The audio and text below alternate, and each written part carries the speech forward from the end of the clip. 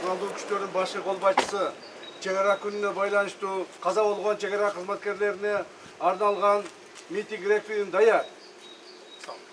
Sağ olun. Kırgız Respublikasının prezidenti, Kurallı güçlerin başlı kolbaşçısı Sadır Nurkocayevich Japarov. Программа есть биrinci ormasar генерал-майор Тержикбаев. Саламатсыздар. Ассаламу алейкум.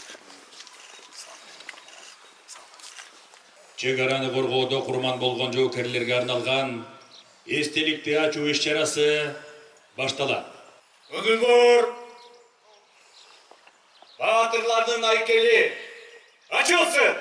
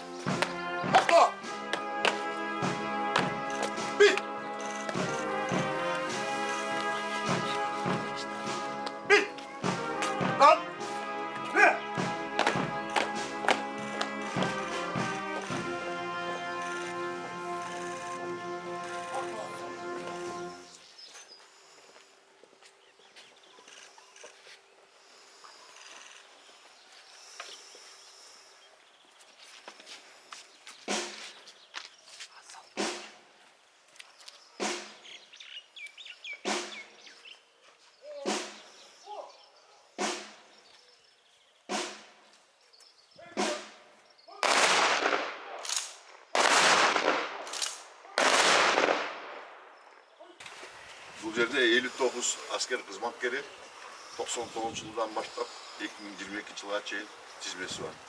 93, 91, 92, 95, 2002'leri var ekenler. Benim yaşı Sadır Kocayevich 18 yaş 3 aylık bala. Canı var. Canı var. 18 yaş 3 ay 4 aylık bala. Sürüklülük bala kazandı. En yaş. Allah razı olsun. Daim beyinden versin. Şehit geçti.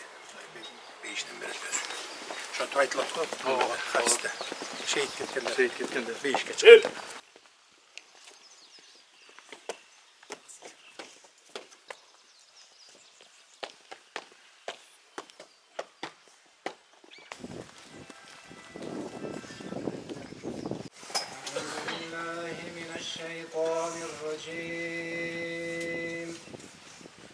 بسم الله الرحمن الرحيم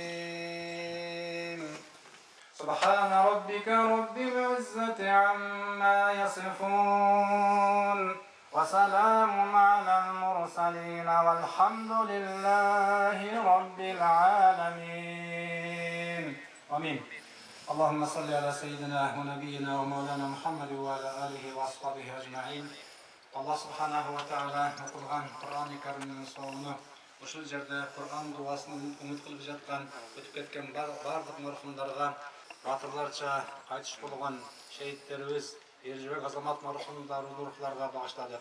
Allah subhanahu wa ta'ala Şehitlerimizin жатқан жерini жайлы qilib, Allah'ım cennetten orun verip, şehitlik darajasını Allah'ım özün nasip kılın. Elge, жерге, mekenge, ушундай угулдар тарбия кылып, даярдап, тарбиялagан ата-энелерге Аллах субханаху ва таала күч кубат, кайраттуулук, сабырдуулук берген. Ва саллаллаху таала ала хайр халқихи Мухаммади ва ала алихи ва асхабихи ажмаин. Амин би рахматика я архамар рахимин.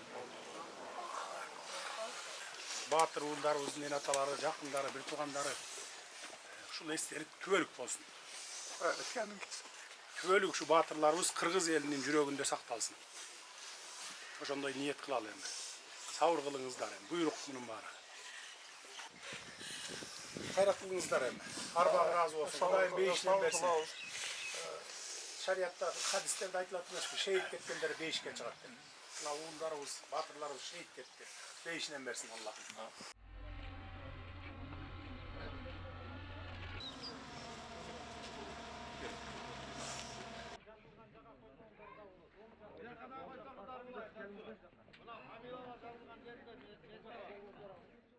Батыр жоокерлерибиздин урматтуу ата-энелери жана жакын туугандары, урматтуу мекендештер, Кыргыз Республикасынын баш мыйзамында өлкөбүздүн мамлекеттик чек арасы ыйык, бузулгус жана кол тийгиз деп белгиленген. Чек ара бул мамлекеттүүлүктүн ажырагыс белгиси, эгемендүүлүк менен улуттук коопсуздуктун символу. Мына ошол эгемен мамлекеттин башына кыйын күн түшкөндө биз ар дайым мекенчил, мыкты уул кыздарыбызга таянабыз. Бүгүн 28 май чек арачылар күнүндө Кыргызстандын эркиндигин жана көз карандысыздыгын коргоо үчүн өз күчүмдү, эгерде керек болсо өмүрүмдү да аябайм деп берген анттарына бек туруп, баатырларча курман болгон биздин күч түзүмдөрүбүздүн кызматкерлерин эскерип жатабыз. Буга чейин биз ата мекендин, эл журттун эркиндиги үчүн кара башын сайып, өмүрүн арнаган ата бабаларыбыздын сөөгү жаткан Ата Бейит улуттук тарыхый мемориалдык комплексине барып, мекенчегин коргоодо курман болгон жоокерлердин жаркын элесине арналган эстеликти ачып, арбактарына Куран окуп келдик. Биз мекен үчүн жан курман деп чек араны коргоодо өлүмгө тике карап, баатырларча каза болгон уулдарыбызга арналган эстеликти тургузууда жоокерлердин, сержанттардын, прапорщиктердин жана офицерлердин ата журтуна болгон чексиз сүйүүсүн, эл жерине бекем берилгендигин, тайманбас мүнөзүн, кайрат күчүн даана сезе алдык. Урматтуу мекендештер, чек араны коргоо ар бир кыргыз жаранынын ыйык парызы, ал эми аны камсыз кылуу мамлекеттин башкы милдеттеринин бири. Чек ара маселеси так жана адилеттүү чечилбеген өлкөдө туруктуу өнүгүү да, коомдук тынычтык да орношу мүмкүн эмес. Дүйнөдөгү көптөгөн мамлекеттер өз чек араларын аныктоо учурунда татаал жана кайчы пикирлерди жараткан оор кырдаалдарга туш болушууда. Айрым учурларда мындай талаш тартыштар кан төгүлүүлөргө чейин жетип, эки тараптын ортосунда чыңалуу жаралып жатат. Тилекке каршы Кыргыз Республикасы да өзүнүн мамлекеттик чек арасын тактоо процессинде бир катар кыйынчылыктарга, сыноолорго жана аймактык инциденттерге дуушар болдук. Ал ортодо чек арабызда болуп өткөн терс окуялардан жабыр тарткан ар бир үй бүлөнүн муктаждыктарын мамлекет тарабынан өз убагында чечип берди. Материалдык жардам көрсөтүлүп, тиешелүү компенсациялар толук төлөнүп берилди. Жабыркаган турак жайлар кыска мөөнөттө калыбына келтирилип, жаңы үйлөр пайдаланууга берилди. Ал эми үстүбүздөгү жылдын март айында Кыргыз тарыхында маанилүү чечим кабыл алынды десек болот. 30 жылдан бери тынчыбызды алып келген чек ара маселесине акыры чекит коюлду.